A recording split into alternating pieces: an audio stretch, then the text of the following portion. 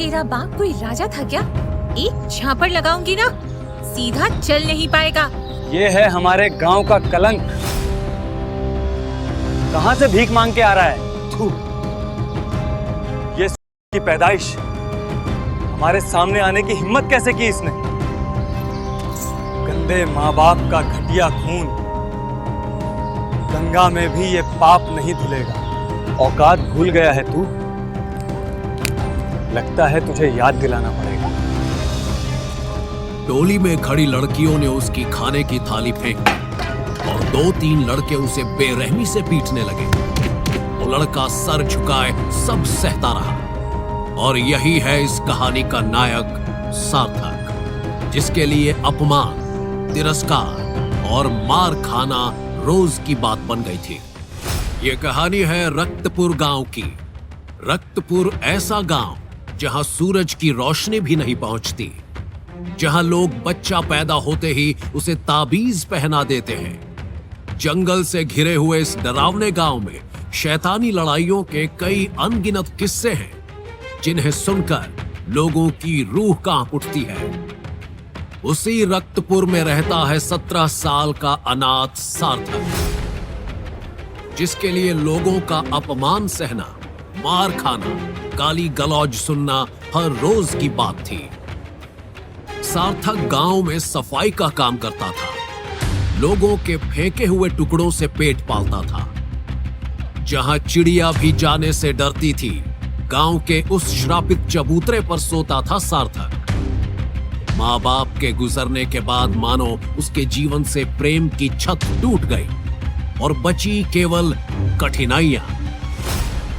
कई साल पहले गांव की सड़कों पर शोर था, भीड़ उग्र थी, लोगों के हाथों में लाठियां, खंजर और आंखों में खून उतर आया था। ये भीड़ त्रिलोक्या कुंज हवेली के सामने खड़ी थी, जहां महाबली, उनकी पत्नी त्रिलोक्या और उनका 6 साल का बेटा सार्थक रहते थे। महाबली और त्रिलोक्या ने तांत्रिक विद्या से गांव को संकट में डाला है। इनका अंत जरूरी है। गांव को शुद्ध करना होगा। गांव की भीड़ हवेली का दरवाजा तोड़कर अंदर घुस गई। पिता के मुंह पर कालिख पोत दी गई। हवेली के आंगन में दोनों को बेरहमी से मारा गया और ये सब वहां खड़े मासूम सार्थक के सामने हो रहा था। मरते मरते सार्थक की मां त्रिलोक्या ने उसके कान में कहा, सार्थक, नागरन की रक्षा करना वो तुम्हारी रक्षा करेगा। मुझे वचन दे बेटा। मां की बातें सार्थक को समझ नहीं आ रही थी।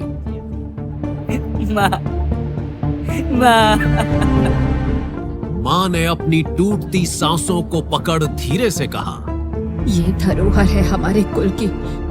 तुम्हारा जन्म इसकी रक्षा के लिए हुआ है, वंश की रक्षा के लिए हुआ है सार्थक। इसमें मेरे और तुम्हारे पिता की।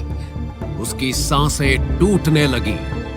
मां को ऐसी अवस्था में देखकर सार्थक रोने लगा।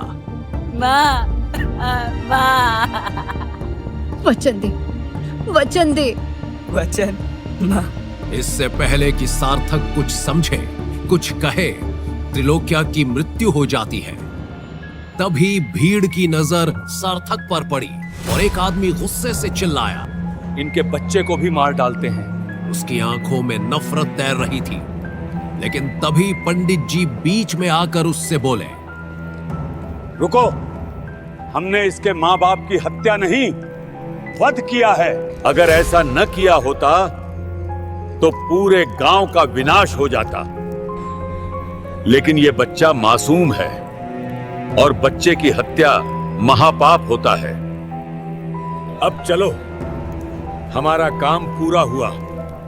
पंडित जी के इतना कहते ही गांव के सारे लोग हवेली छोड़कर अपने अपने घर चले गए। लेकिन भीड़ में सबसे पीछे खड़ी थी अंबिका, जो रोते हुए सार्थक को देख रही थी। अंबिका इस भीड़ की अगुवाई कर रहे पंडित की ही बेटी थी। अंबिका के कोमल मन पर सार्थक के लिए दया के भाव उठ रहे थे। लेकिन ये छोटी सी बच्ची करती भी तो क्या करती। आज भी सार्थक की दशा देख अंबिका का जी भर उठता था। 10 साल बाद भी 16 साल की अंबिका सार्थक की बेरंग जिंदगी में एक फूल की तरह खुशबू भर देती थी। आज फिर सार्थक को पिटता देख उसकी आंखों से आंसू बहने लगे और अपने हाथ में खाना लिए वो सार्थक का पीछा करने लगी। रुको सार्थक, ये पानी पी लो। तुम्हारे सिर पे चोट लगी है और ये खाना भी खा लो। अंबिका के इस नम्र निवेदन के बाद भी सार्थक उसकी बातों को अनसुना कर आगे बढ़ता रहा। सार्थक अपनी बेबसी को ही जीवन मानकर गांव के श्रापित चबूतरे तक पहुंच गया। वो मन में सोच रहा है कि काश मेरे माँ बाप जिंदा होते तो ये दिन ना देखना पड़ता, मेरा हर रोज अपमान ना होता, कोई तो मुझे प्यार करता। वो अंदर से बहुत रोना चाहता था, लेकिन जैसे उसका दिल सूख चुका था।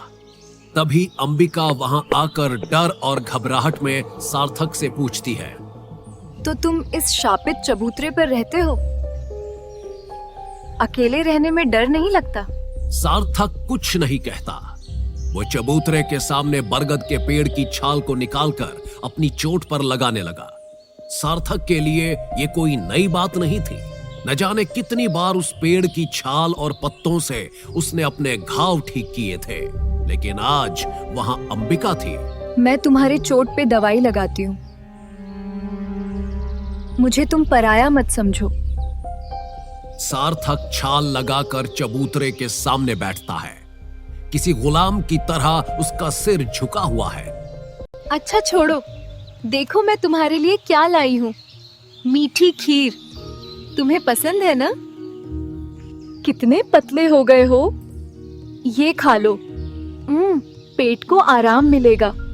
तुम यहाँ से चली जाओ अंबिका, तुम्हें यहाँ कोई देख लेगा तो बवाल हो जाएगा।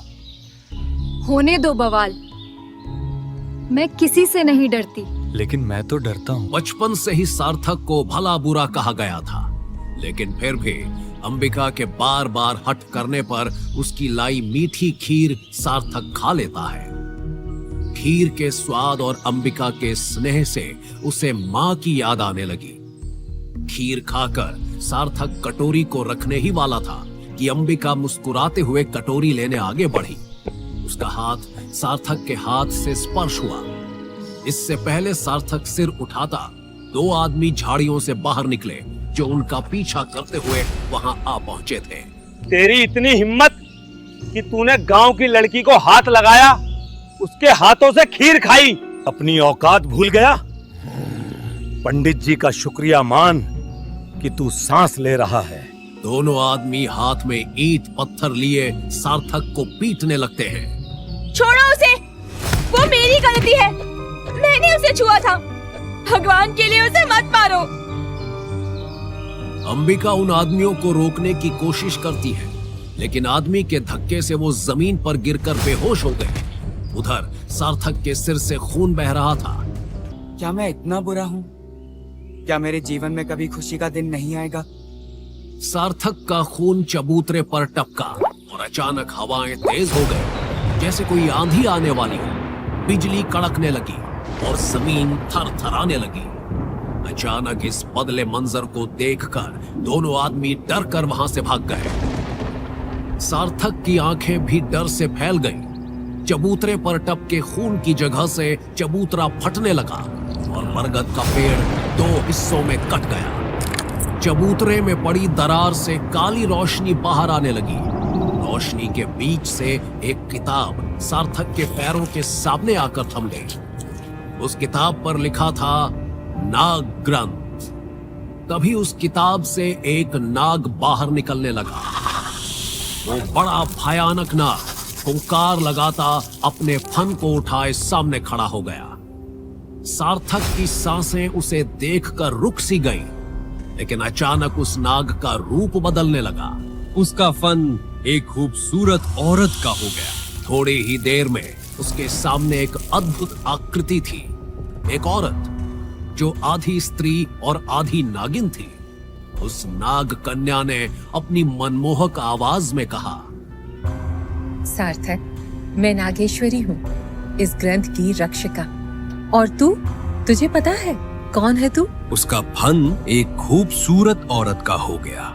सार्थक के गले से एक आवाज नहीं निकली। उसे तो समझ ही नहीं आ रहा था कि ये हो क्या रहा है। वो बस आंखें फाड़े उस नजारे को देख रहा था। तभी नागेश्वरी उसके करीब आकर बोली, तू है नागवंश का आखिरी उत्तराधिकारी, वो वंश जिसे मिटा दिया गया, लेकिन बचा रहा एक आखिरी रहस्य, नाग ग्रंथ।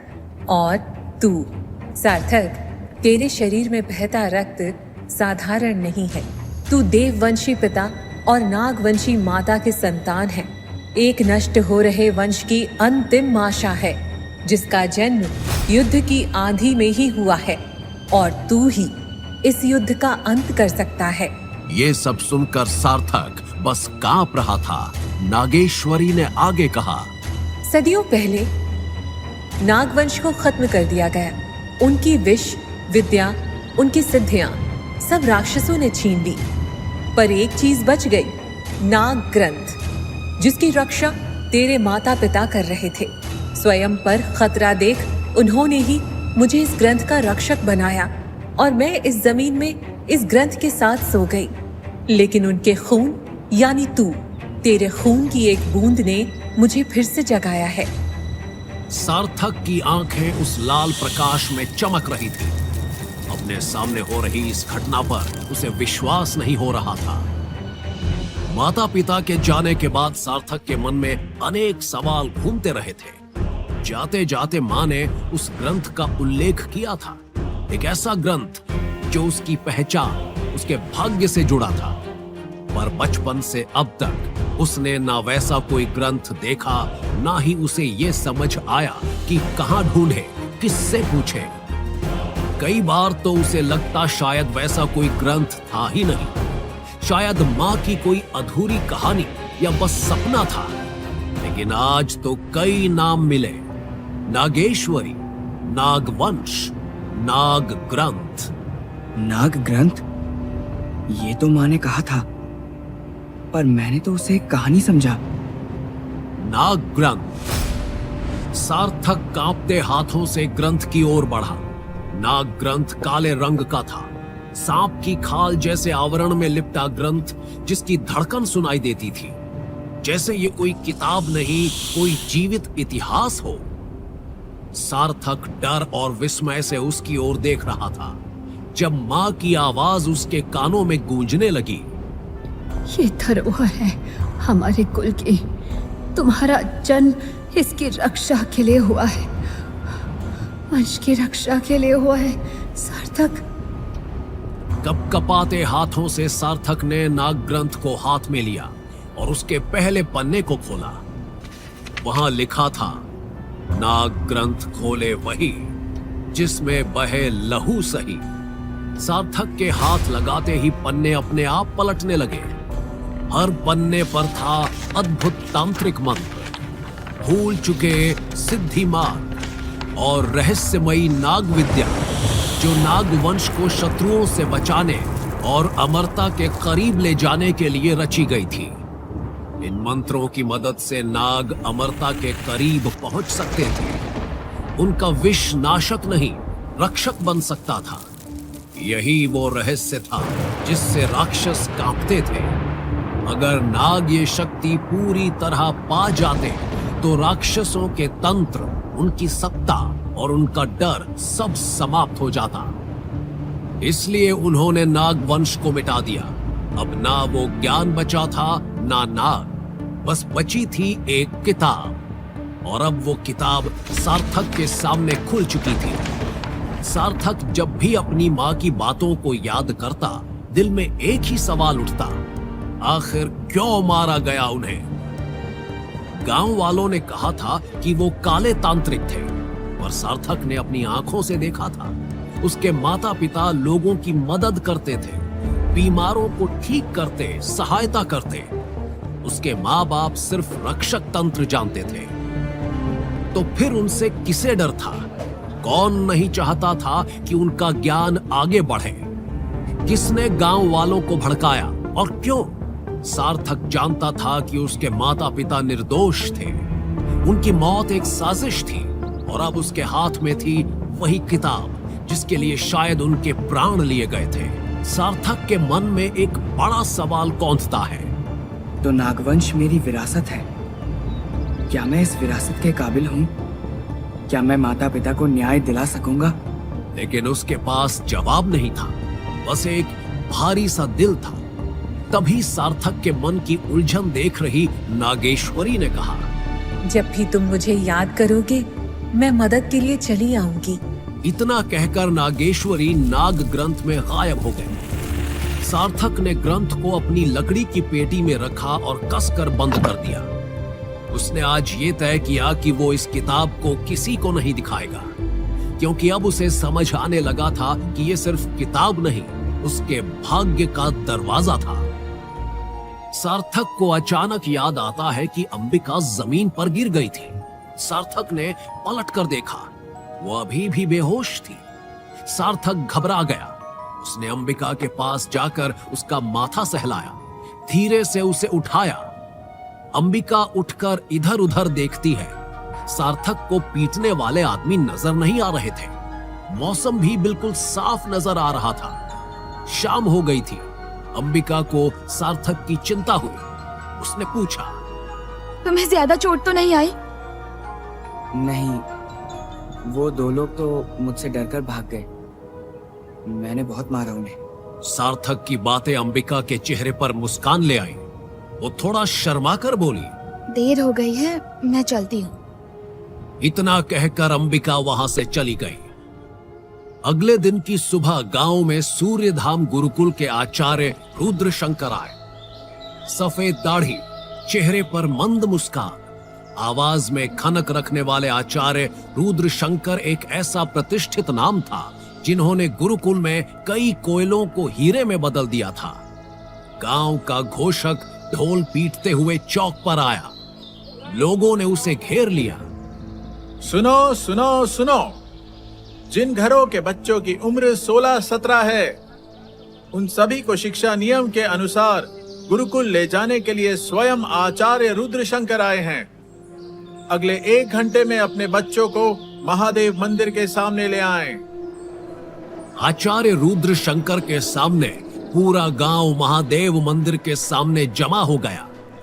कई बच्चे रोते हुए तो कई खुशी से गुरुकुल जा रहे थे। बेचारा सार्थक भीड़ से दूर खड़ा था। वो गांव के बच्चों को गुरुकुल जाता देख रहा था। कुछ लड़के उसे चिढ़ा रहे थे। ए मनहूस, तेरी जगह गांव की गंदगी में ही है, कचरा अच्छे से साफ करना। तूने आज तक हमसे मार खाई है, आगे से दूसरे बच्चों से खाना, और जाते जाते मेरी तरफ से इनाम। इतना कहकर उस लड़के ने सार्थक की तरफ थूक दिया। आचार्य रुद्र शंकर की नजर टूटी बैलगाड़ी के नजदीक छिपे सार्थक पर पड़ी। उन्होंने सार्थक को बुलाया और पूरा गांव आश्चर्य से आचार्य रुद्र शंकर को देखने लगा। जिस बच्चे को गांव वाले देखना भी नहीं चाहते थे, आज उसे खुद आचार्य ने अपने पास बुलाया। क्या नाम है तुम्हारा? जी जी, सब लोग मुझे सार्थक बुलाते हैं। अपना हाथ दिखाओ। सार्थक ने कांपते हुए अपना हाथ बढ़ाया। जैसे ही आचार्य ने उसकी हथेली पर बनी उस अनोखी आकृति को देखा, वो बहुत गंभीर हो गए और उन्होंने सार्थक से कहा, अपने जीवन को सार्थक बनाना चाहते हो तो चलो मेरे साथ। गांव के लोग चौंक गए। तभी एक आवाज ने उन्हें रोका। नहीं, यह अपशकुन है। उसके मनहूस माँ बाप ने इस गांव को कलंकित किया था। उसका बाप काले जादू का तांत्रिक था, अब उसका बेटा भी वहीं जाएगा। हे भोलेनाथ, ये कैसी खड़ी आ गई? पंडित क्रोध में वहां से चला गया। कुछ गांव वाले उसका समर्थन कर रहे थे तो कुछ चुप थे। अरे अच्छा हुआ जा रहा है, गांव की बला टली। भीख मांगता था, खुद से बड़बड़ाता था। अब गुरुकुल जाकर किसका विनाश करेगा पता नहीं। गुरुकुल का नियम सभी बालकों पर एक समान लागू होता है। हर किसी को अपनी प्रतिभा को पहचानने और उसे निखारने का पूरा अधिकार है। इसलिए ये बच्चा भी हमारे साथ चलेगा। आचार्य रुद्र शंकर के इतना कहते ही गांव वाले चुप हो गए। आचार्य की आंखों की गंभीरता देखकर चाहकर भी कुछ लोग विरोध नहीं कर पाए। इसी बीच सार्थक को दूर से आती अंबिका दिखाई दी। उसके हाथ में छोटी सी पोटली थी। अंबिका को देखकर सार्थक पहली बार अपने आप ही मुस्कुराने लगा, क्योंकि गुरुकुल में अंबिका भी साथ जा रही थी। रक्तपुर से 5 घंटे की यात्रा के बाद सार्थक पहली बार सूर्यधाम गुरुकुल पहुंचा। उसके हाथ में लकड़ी की पेटी थी, जिसमें कुछ कपड़े और नाग ग्रंथ था। घने जंगलों के बीच ऊंचे पहाड़ों की गोद में बसा ये स्थान किसी और ही दुनिया जैसा लग रहा था। बड़े बड़े पत्थर के द्वारों पर शिव की आकृतियां उकेरी गई थी। अंदर एक चौक था, जिसके बीच दीक्षा स्तंभ खड़ा था। स्तंभ पर लिखा था तमसो मा ज्योतिर्गमय। चारों ओर पत्थर से बने प्राचीन कक्ष थे। दीवारों पर शास्त्रों की मूर्तियां, युद्ध की मुद्राएं और नाग आकृतियां। बीच में यज्ञशाला और पीछे एक गुप्त गुफा, जहां रहस्यमयी ऊर्जा की लहरें महसूस हो रही थी। ऊपर पहाड़ी पर गुरु शिखर था, जहां आचार्य ध्यान करते थे। सार्थक उस द्वार पर खड़ा गुरुकुल को बस देखता रह गया। उसने जीवन में ऐसी जगह पहली बार देखी थी, जहां ना तो लोग उसे गालियां दे रहे थे, ना उसके साथ मारपीट कर रहे थे, परंतु उसके मन में सवालों की एक आंधी चल रही थी। आचार्य रुद्रशंकर ने मुझे क्यों चुना? क्या सिर्फ मेरे हाथ पर एक निशान होने से मैं बाकी सबसे अलग हो गया? गुरुकुल के पहले दिन दीक्षा मंडप के पास सैकड़ों विद्यार्थी खड़े थे। शस्त्र विद्या के शिक्षक आचार्य शौर्यनाथ और तत्व विज्ञान के शिक्षक दिव्यानंद, औषधि विज्ञान के आचार्य वैद्य और सभी के बीच मुख्य आचार्य रुद्रशंकर खड़े थे। आप सभी का गुरुकुल में स्वागत है। पिछले 40 साल में सूर्यधाम गुरुकुल ने कई तेजस्वी सूरज तराशे हैं। आप में ही कोई होगा जो आगे चलकर इस दुनिया को और बेहतर बनाएगा, जो आने वाले बड़े खतरों का सामना करेगा। ये लाल धागा एक लक्ष्मण रेखा की तरह है। जब तक आप शक्तियों को नियंत्रित करना नहीं सीखते, तब तक ये आपके हाथों में बंधा रहेगा। आचार्य रुद्रशंकर के चुटकी बजाते ही सभी के हाथों में लाल धागा बंधा मिला। सारे छात्र आश्चर्य से एक दूसरे को देखने लगे। गुरुकुल शिक्षा शुरू हो चुकी थी। शस्त्र विद्या के आचार्य शौर्यनाथ आए, जिनके हाथ में एक तलवार थी। उनके चेहरे पर योद्धा समान तेज और बाहुबल था। उन्होंने शिष्यों से कहा, हम 5-5 लोगों का गुट बनाएंगे। ये गुट आने वाले 2 साल तक कायम रहेंगे। ये गुट इसलिए महत्वपूर्ण है क्योंकि ये आपका नेतृत्व, कर्तव्य और दल में एकता से काम करना ऐसे कई गुणों को निखारेगा। पहले गुट में अंबिका शास्त्री, पवन राणा, वनिका आर्य, रोहित सिंह और सार्थक वासुकी होंगे। जैसे ही आचार्य शौर्यनाथ ने सार्थक का नाम उसके गुट में लिया, अंबिका की खुशी का ठिकाना ना रहा। ऐसे 20 गुट बनाए गए। आज कोई शिक्षा नहीं होगी, होगा सिर्फ शक्ति प्रदर्शन। आपके पास जो भी कला या शक्ति है, आपको यहाँ सामने आकर दिखानी है। आचार्य पहला नाम पुकारते हैं वनिका आर्य। वनिका गुरुकुल की सबसे सुंदर लड़की थी। वनिका के पास आग निर्माण करने की शक्ति थी। वो पानी में भी आग की लपटें ला सकती थी।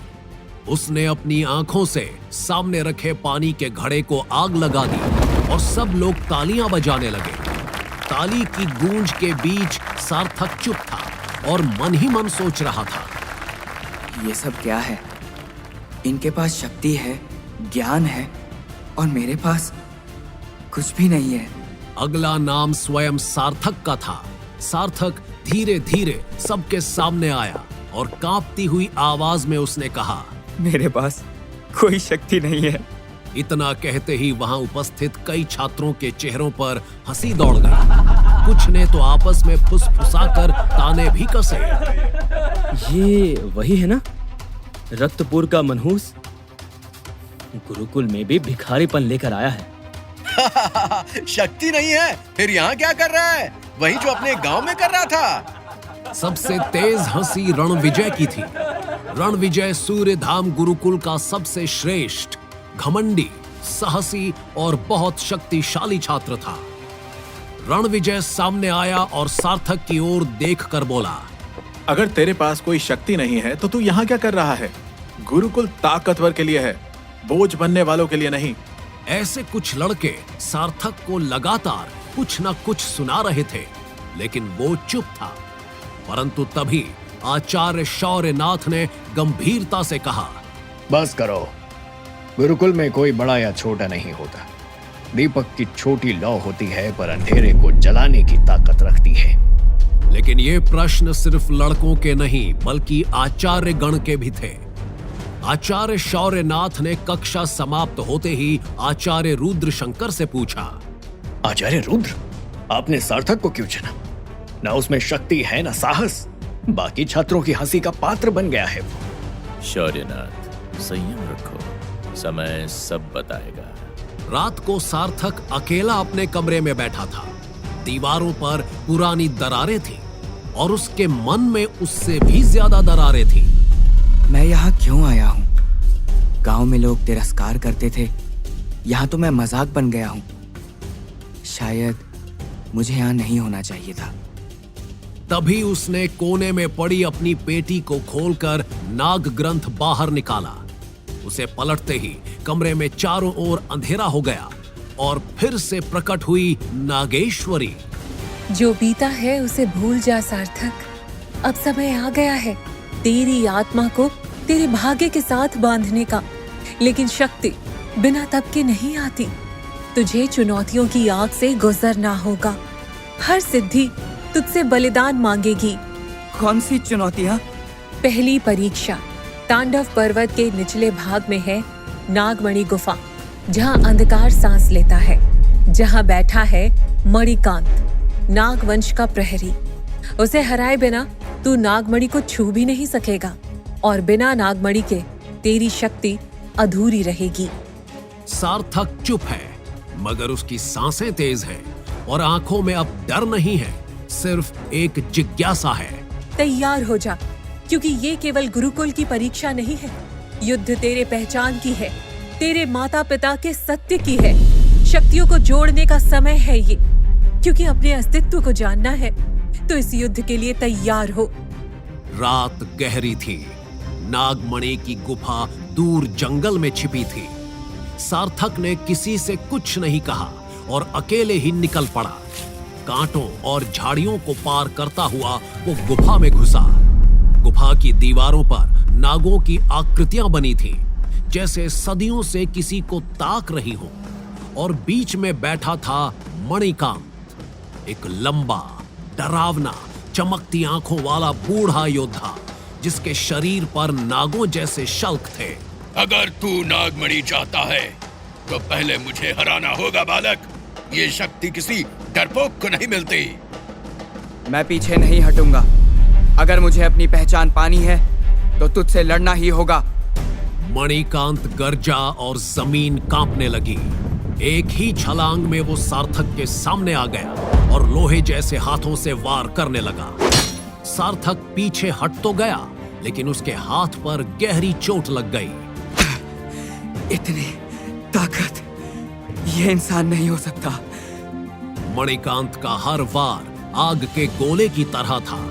सार्थक हर वार से स्वयं को बचा रहा था, लेकिन सार्थक धीरे धीरे थकने लगता है। तेरा अंत निश्चित है। तुझ में ना तो ताकत है, ना ही इच्छा, ना ही कोई कारण जिससे तू जिंदा बच सके। सार्थक के मन में नागेश्वरी की बात गूंज रही थी। माँ के वचन, पिता का चेहरा, वो अधूरी कहानी। उसी क्षण सार्थक के रक्त की एक बूंद जमीन पर गिरी। एक लाल चमक उसके हाथों से निकलने लगी। ये क्या हो रहा है मुझे? मेरा शरीर जल रहा है पर दर्द नहीं हो रहा। ये शक्ति है, मगर कहां से आई है? सार्थक कुछ समझ नहीं पाया, लेकिन उसका शरीर अब खुद चल रहा था। सार्थक ने मणिकांत का हाथ पकड़ा और वो उसके शरीर से ऊर्जा खींचने लगता है। मणिकांत हैरान था। सार्थक के शरीर पर सांप जैसे नीले रंग के शल्क बन रहे थे। ऊर्जा खींचते वक्त सार्थक की भूरी आंखें नीले रंग में चमकने लगी थी। मणिकांत की ताकत जैसे धीरे धीरे सूख रही थी।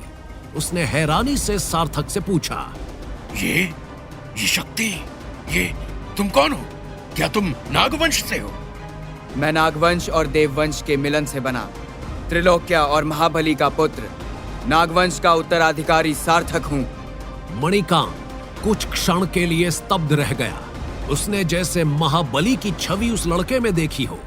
उसके चेहरे पर डर और सम्मान दोनों झलक रहे थे। सार्थक एक जोरदार झटका देता है और मणिकांत पीछे गिरता है। गुफा की दीवारें हिलने लगती हैं और सामने से नागमणि धीरे धीरे चमकने लगती है। ये थी सार्थक की पहली असली जीत, जहां से उसे मिलती है पहली शक्ति। गुफा अब शांत थी और ऊर्जा खींचते समय सार्थक के शरीर पर बनने वाले निशान और नीली आंखें अब सामान्य थी, लेकिन उसके भीतर तूफान मचा हुआ था। जो हुआ उस पर वो खुद यकीन नहीं कर पा रहा था। खुद से ही घबराए सार्थक की नजर नागमणि पर पड़ी। अपने कांपते हाथों से जैसे ही उसने नागमणि को छुआ, उसके हाथों में गर्माहट दौड़ गई। ऐसा लग रहा था मानो ये पत्थर किसी पुरानी शक्ति से जुड़ा हो। वो थक कर घुटनों पर बैठ गया। उसी वक्त बहुत दूर धरती के नीचे राक्षस लोक में एक बड़ा ज्वालामुखी फूट पड़ा। लाल जलता हुआ लावा बहने लगा और उस आग के बीच से एक डरावनी आकृति निकली। लंबा चेहरा, नाग जैसी आंखें और आग में भी न जलने वाली चमड़ी। उसका नाम था कालनाग। सदियों से सोया हुआ राक्षस अब जाग चुका था। उसने अपनी मुट्ठी खोली। उसमें जलती हुई नागमणि की झलक थी। तो कोई नागमणि तक पहुंच गया। उसके पीछे हजारों राक्षस खड़े थे, जिनके शरीर राख जैसे थे और चेहरों पर इंसानों की खाल चिपकी हुई थी। उनके रथ आग से बने थे और तलवारों से धुआं निकल रहा था। जिसके पास भी नागमणि है, उसके जीवन की अंतिम घड़ी आ गई है। तभी उसके पीछे एक राक्षसी स्त्री प्रकट हुई। उसकी नीले रंग की आंखें चमक रही थीं और बाल नागिन जैसे लहरा रहे थे। वो थी तामसी राक्षसों की तांत्रिक रानी। जिसने भी नागमणि को हासिल किया है, नाग ग्रंथ का पता भी उसे होगा। सालों पहले उसे छुपा दिया गया था, लेकिन अब मैं उसे पाके रहूंगी। उनके तंत्र, मंत्र, विद्या और शक्ति के समागम को पूर्ण शक्ति बनाऊंगी और फिर सभी लोगों पर होगा राक्षसों का राज।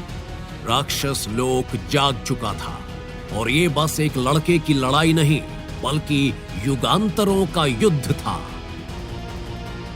उधर गुफा के बाहर नागेश्वरी सार्थक को दूसरी चुनौती देती है।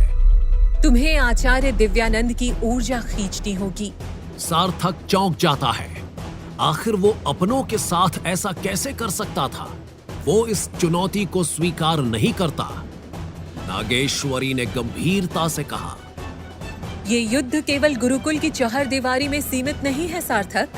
तुझे तैयार किया जा रहा है एक ऐसे महासंग्राम के लिए जहां एक और भयानक ताकतें हैं और दूसरी ओर अंतिम उम्मीद तू। ये लड़ाई सही और गलत से परे है। यहाँ तुझे वो भी करना होगा तू जिसके खिलाफ है। क्या तू तैयार है उस वचन के लिए जो तूने अपनी माँ को दिया था? वचन सिर्फ शब्द नहीं होते, कभी कभी वो किसी युद्ध का जय घोष बन जाते हैं। माँ के वचन को याद करके सार्थक नागेश्वरी की इस चुनौती के लिए हामी भरता है। अमावस की रात थी। गुरुकुल आज जल्दी ही सो गया था। इस रात राक्षसी शक्तियां जागती हैं, इसलिए छात्रों को बाहर ठहरने की अनुमति नहीं थी। सार्थक का आचार्य दिव्यानंद से अभी तक परिचय भी नहीं हुआ था। सार्थक आचार्य दिव्यानंद के कमरे में जाता है। दरवाजा खटखटाता है। आचार्य दिव्यानंद दरवाजा खोलते हैं और सार्थक को देखकर आश्चर्य से बोलते हैं। क्या हुआ बच्चे? इतनी रात तुम यहाँ क्या कर रहे हो? तुम्हें पता नहीं आज अमावस्या की रात है, बाहर घूमना मना है। बस प्यास लगी थी आचार्य, पानी खत्म हो गया था। आचार्य दिव्यानंद ने पानी के घड़े से प्याले में पानी भरा। सार्थक को अपने हाथों से मिट्टी का प्याला थमाया। सार्थक ने कांपते हाथों से प्याले को थामा और जैसे ही उसके हाथ ने आचार्य के हाथ को छुआ, एक अनजानी ऊर्जा का प्रवाह शुरू हो गया। सार्थक की आंखें फिर से नीले रंग में चमकने लगी और शरीर पर नाग जैसे निशान बनने लगे। आचार्य दिव्यानंद की आंखें भय से फैल गईं, लेकिन कुछ ही देर में उन्हीं खुली आंखों में खालीपन आ गया। चेहरा पीला पड़ गया, शरीर लड़खड़ाता हुआ जमीन पर गिर गया। सार्थक वहीं खड़ा रहा। उसकी सांसें तेज चल रही थी, आंखें और शरीर सामान्य हो गए थे, परंतु चेहरे पर डर था, अपराध बोध था और एक ऐसा खालीपन जिसे शब्द नहीं छू सकते। मैंने क्या कर दिया? ये बड़बड़ाते हुए वो लड़खड़ाया और बिना पीछे देखे अपने कमरे की ओर भाग गया। उसके पैरों की आवाज उसके दिल की धड़कनों से भी तेज थी। आचार्य दिव्यानंद, जो अब तक सिर्फ गुरु नहीं बल्कि इस गुरुकुल की आत्मा थे, अब निष्प्राण वहीं पड़े थे। आचार्य दिव्यानंद की मृत्यु से गुरुकुल में हाहाकार मच गया। उनके शरीर पर सांप के डंक थे, उनकी आंखें सफेद, शरीर नीला हो गया था। अपने किए पर पछताते हुए सार्थक अपने कमरे से बाहर नहीं निकला। रात को सार्थक को फिर से ऊर्जा की भूख लगी। जैसे शेर के मुंह में खून लगा हो, वैसे ही सार्थक की ये शक्ति थी। आखिर मैं हूं कौन? रक्षक या भक्षक? इंसान हूं या जहरीला नाग? जिसे मैंने मारा वो मेरे गुरु थे। मैं सच में रुकना चाहता हूं, पर ये शरीर नहीं रुकता। ये भूख और आग अंदर से बाहर तक जलती ही जा रही है। अभी कुछ तो चाहिए, नहीं तो मैं फट जाऊंगा। भगवान, मुझसे ये क्या करवा रहे हो? सार्थक की भूख बढ़ रही थी। वो मरने की कगार पर था। वो लड़खड़ाता हुआ गुरुकुल की सीमा पार करता है। आकाश में चांद की हल्की रोशनी फैली थी। पेड़ों की परछाई में कुछ धुंधला सा दिखाई दे रहा था। सार्थक पुकारता है। धीरे धीरे धुंध साफ होने पर सामने अंबिका का चेहरा दिखाई दिया। उसके हाथ में एक दिया था। चेहरा चिंता से भरा हुआ था। उसने सार्थक से पूछा, सार्थक, तुम यहाँ इस वक्त? सब ठीक है ना? अंबिका की आवाज जैसे किसी सपने से आई हो। सार्थक वहीं ठिठक गया। उसके होंठ सूख चुके थे, शरीर कांप रहा था, लेकिन उसकी आंखें वो फिर अपना रंग बदलने लगी। उसकी बाजुओं में नीले रंग के शल्क बनने लगे। नजरें लगातार अंबिका को देख रही थी। भगवान, नहीं, अब नहीं। सार्थक की भूख सारी सीमाएं तोड़ रही थी। उसके सामने थी अंबिका, उसकी खास दोस्त या शिकार। सार्थक अपनी गहरी निगाहें अंबिका पर गड़ाए हुए था। क्या सार्थक स्वयं पर नियंत्रण रख पाएगा, या अंबिका को अपनी भूख का शिकार बना डालेगा, या प्रेम उसे अंधेरे से उजाले की ओर खींच लाएगा? आखिर सार्थक है कौन? सार्थक नाग है या इंसान? रक्षक है जिसकी दुनिया को आवश्यकता है, या भक्षक है? क्या है उसके माता पिता का सच? और क्यों है नाग ग्रंथ और नागेश्वरी? काल नाग और तामसी का संकट कौन सा तूफान लाएगा? इन सभी सवालों के जवाब के लिए नीचे दिए गए लिंक पर क्लिक करके इंस्टॉल कीजिए पॉकेट FM और फ्री में सुनिए दुनिया भर में हंगामा मचाने वाली ये जबरदस्त कहानी सीक्रेट अमीरजादा।